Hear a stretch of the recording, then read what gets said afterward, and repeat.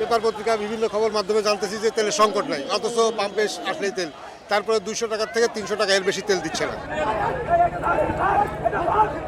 এটি কোনো ব্যক্তিগত বিরোধ নয়, হাতাহাতির এ চিত্র জ্বালানি তেল সংগ্রহকে কেন্দ্র করে।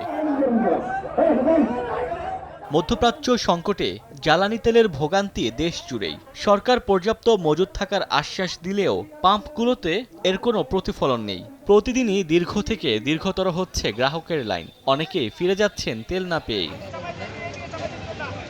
জ্বালানির প্রভাবে সড়কে কমেছে যান চলাচল। গ্রাহকরা বলছেন, অসাধু চক্রের লাগাম টানলে সুরাহা হবে তেল সংকটের। পাম্প মালিকরা কৃত্রিম সংকট সৃষ্টি করছে, উঠছে এমন অভিযোগও। পেপার পত্রিকা বিভিন্ন খবর মাধ্যমে জানতেছি যে তেলের সংকট নাই, অথচ পাম্পে আসলেই তেল, তারপরে 200 টাকার থেকে 300 টাকা এর বেশি তেল দিচ্ছে না। প্রতিদিন যদি এইভাবে 2-3 ঘন্টা যদি সময় ব্যয় করতে হয়, তাহলে কর্মজীবী লোকরা কোথায় কাজ করবে আর কিভাবে তারা উপার্জন করবে? ভোর থেকে এখানে অপেক্ষা করতেছি, অনেকে রাত 4টা-3টা থেকে তেলের জন্য সিরিয়াল দিয়ে আছে, এখন পর্যন্ত তেল পায় নাই। খুলনা, ঝিনাইদহ, ঠাকুরগাঁও ও পঞ্চগড়ের বিভিন্ন পাম্পে দেখা যায় ছুটির দিনের সকালে লাইনে দাঁড়িয়ে সীমিত পরিমাণে পেট্রোল, ডিজেল ও অকটেন নিচ্ছেন গ্রাহকরা। ডিপো থেকে চাহিদা মতো সরবরাহ করা হচ্ছে না বলে দাবি পাম্প মালিকদের।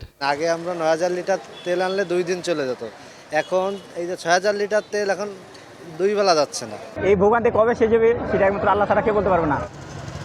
জ্বালানি তেলের অবৈধ মজুত ঠেকাতে মাঠ প্রশাসনকে আরও কঠোর অভিযান পরিচালনার দাবি জানিয়েছেন সাধারণ মানুষ।